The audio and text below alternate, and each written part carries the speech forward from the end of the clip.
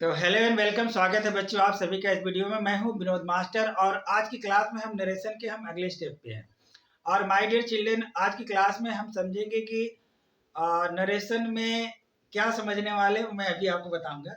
यहाँ जरा ध्यान देखें, यहाँ इस वाक्य को देखिए, इस वाक्य में क्या लिखा हुआ है। इस वाक्य में लिखा हुआ है she said to me may you live long.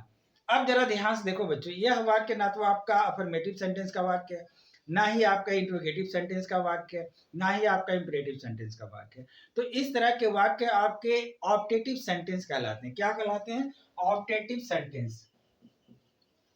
Optative sentence कहलाते हैं, यानी ऐसा वाक्य माय डियर चिल्ड्रन जहां से आप इच्छा प्रकट करें, यानी कहा जाए विश। ऐसा वाक्य जहां आप कोई इच्छा प्रकट करें, विश, या फिर आप किसी को यानी आशीर्वाद दे, ब्लेस,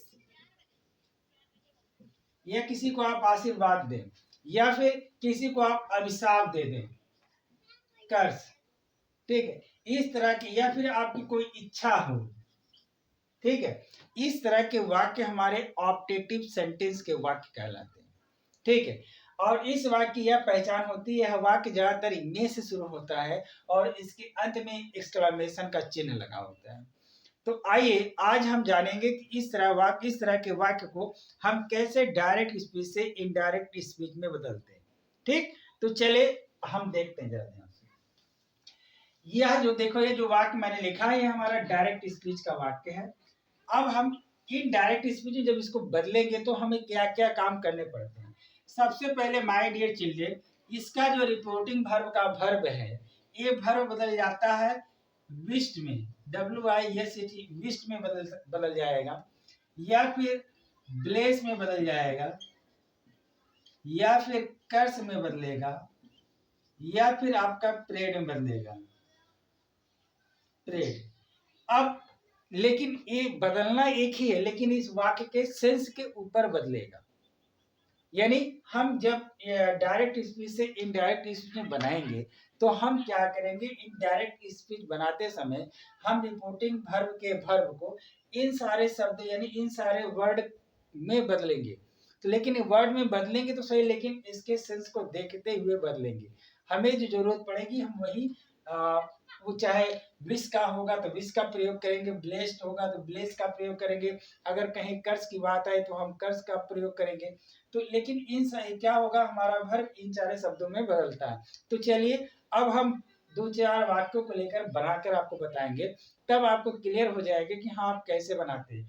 और हाँ, दूसरी चीज जरा ध्यान दो, इन दोनों वाक्यों को जोड़ने के लिए हम लोग यहाँ पर दैट का प्रयोग करते हैं, यानी हम जो कंजंक्शन का प्रयोग करेंगे, दैट का प्रयोग करेंगे, और लास्ट में एक्सक्लेमेशन जो चिन्ह होता है उसको हम क्या करेंगे, उसको हटा देंगे, अब फुल स्टॉप का प्रयोग करेंगे। तो देखिए जरा, अब हम इस वाक्य को बनाएंगे, और जब वाक्य को बनाएंगे तो आपको ऑटोमेटिक समझ में आ जाएगा। तो चलिए देखिए जरा ध्यान से। She said to me, may you live long। यहाँ जरा ध्यान देखिए, अगर she said to me, may you live long, इसका मतलब यह है कि किसी की इच्छा है कि मैं दीर्घायु हूँ, किसी का इच्छा है कि मैं दीर्घायु हूँ, ठीक है। तो हम कैसे बनाएंगे, यहाँ देखिए, she wished me, तो हम क्या लिखेंगे, she wished me that। अच्छा हाँ, अब ये जो वाक्य है, इस वाक्य को हम लोग अफर्मेटिव सेंटेंस में बदल देते हैं। जैसे she wished me that, यहाँ देखो यू किसके लिए आया है, मी के लिए। यू किसके लिए आया है, मी के लिए। यानी और आपको वैसे ही पता है कि जब आपका रिपोर्टेड स्पीच में कोई सेकंड पर्सन होता है तो रिपोर्टिंग वर्ब के ऑब्जेक्ट अनुसार बदलता है। यहाँ यू आया है मी के लिए, तो क्या हो जाएगा, आई। और ये जो माइट है, ये माइट सब्जेक्ट के बाद लगेगा, ये मे किस में बदल जाएगा बाबू, माइट में बदल जाएगा। किस में बदल जाएगा, माइट में बदल जाएगा। और जैसे है वैसे हम उसको उतार देंगे, और यहाँ फुल स्टॉप। बस ये देखो हमारा बन गया, she wished me that I might live long. I hope ये समझ में आ गया होगा, विशेष कुछ इसमें दिमाग लगाने की आवश्यकता नहीं है। ये आपका वर्ब विश्ड, प्रेड, कर्स और ब्लेस्ड में बदल जाता है सेंटेंस के सेंस के अनुसार। दूसरी चीज, इन दोनों वाक्यों को जोड़ने के लिए हम दैट का प्रयोग करते हैं, और ये वाक्य हमारा अफर्मेटिव सेंटेंस बन जाता है। और हम पहले सब्जेक्ट लेंगे। अगर मे होगा तो हम मे किस में बदल जाएगा, माइट में बदल जाएगा।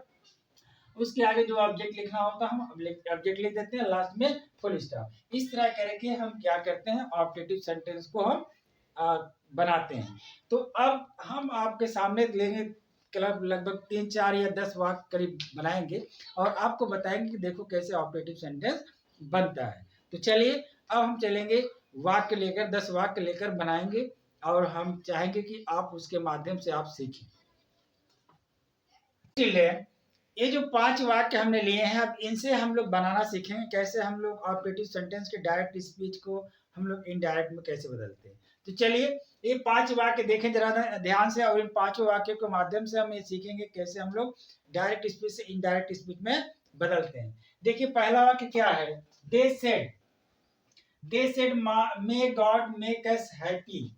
They said may God make us happy. देखो जरा ध्यान से, जहां मे शब्द का प्रयोग आएगा, जहां मे शब्द यानी जहां वह वाक्य जिसकी शुरुआत मे से हो जाए, तो इसका मतलब है कि वहां आप कोई इच्छा चाहते हैं, यानी वहां किसी चीज की इच्छा है आपकी।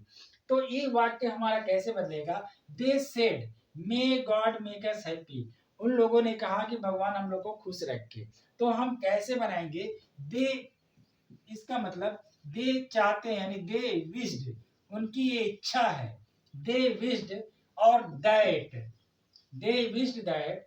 अब हम क्या करेंगे, देखिए हमने इस वर्ब को यानी इस रिपोर्टिंग वर्ब को मैंने विश्ड में बदल दिया। अब हमने कंजक्शन जोड़ दिया दैट। अब हम क्या करेंगे, इस वाक्य को हम बना देंगे अफर्मेटिव का वाक्य और आगे लिखेंगे गॉड। ये किसमें, में किसमें बदल जाएगा, माइट में बदल जाएगा। गॉड माइट मेक अस किसमें बदल जाएगा, दे में बदल जाएगा, क्योंकि अस किसके लिए आया है, दे के लिए आया है। तो ये किसमें बदल जाएगा, दे, यानी they wished that God might they God might make them happy,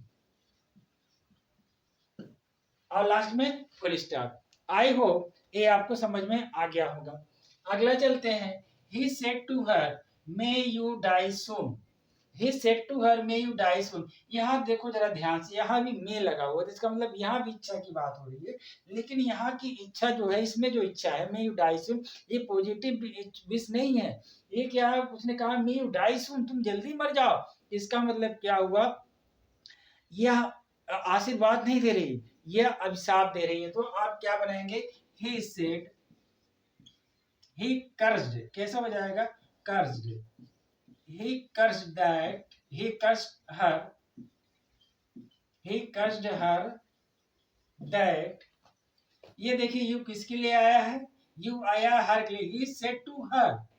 तो यह यू किसके लिए आया, हर के लिए आया हुआ। तो यहाँ पहली चीज। और दूसरी बात ये देखो, अगर आपके रिपोर्टेड स्पीच में सेकंड पर्सन होगा तो रिपोर्टिंग वर्ब के ऑब्जेक्ट के अनुसार जाएगा। तो यहाँ ऑब्जेक्ट हर है, तो यहाँ क्या ऑब्वियसली आएगा, C. he crushed her that she might die soon,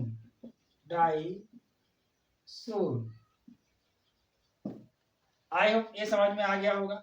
तीसरा है we said long live our president. ये इस वाक्य को देखो जरा ध्यान से, we said long live our president. यहाँ देखो मे शब्द का प्रयोग नहीं है, लेकिन आपकी इच्छा है। यहाँ देखो इस वाक्य में मे शब्द का प्रयोग नहीं किया गया है, लेकिन आपकी इच्छा है कि हमारे जो प्रेसिडेंट है, हमारे जो राष्ट्रपति है, इनकी ये क्या हुए, ये दीर्घायु हो, इनकी आयु लंबी हो। यहाँ देखें कैसे बनाएंगे, we wished that our president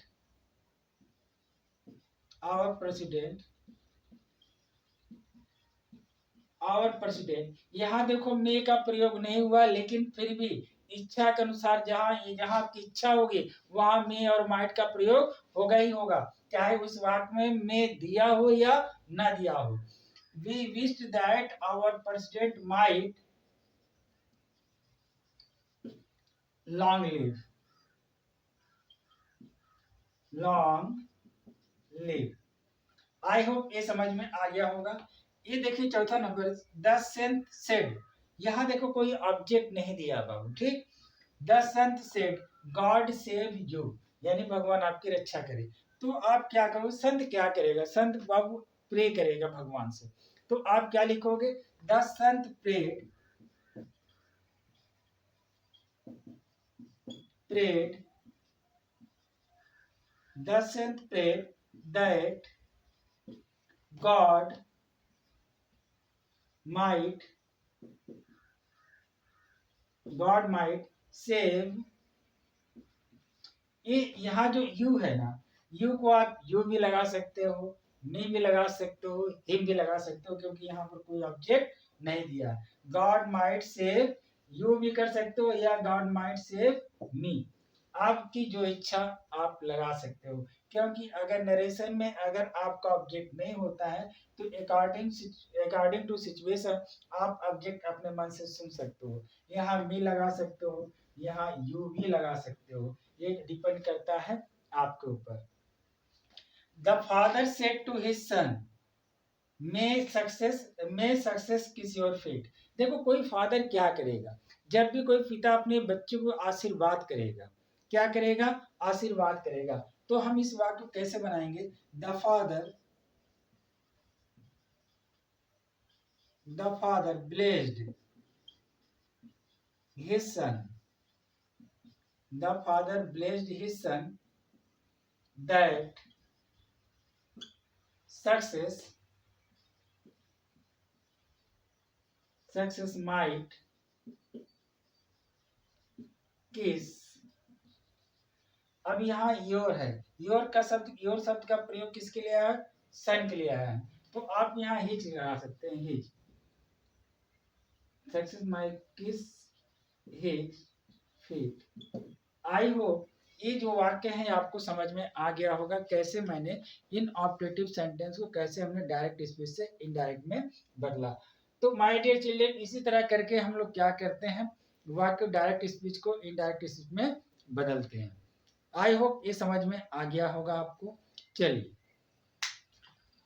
तो ठीक है माय डियर चिल्ड्रन, मिलते हैं हम आपसे नेक्स्ट अपने अगले किसी वीडियो में। तब तक के लिए थैंक यू, जय हिंद।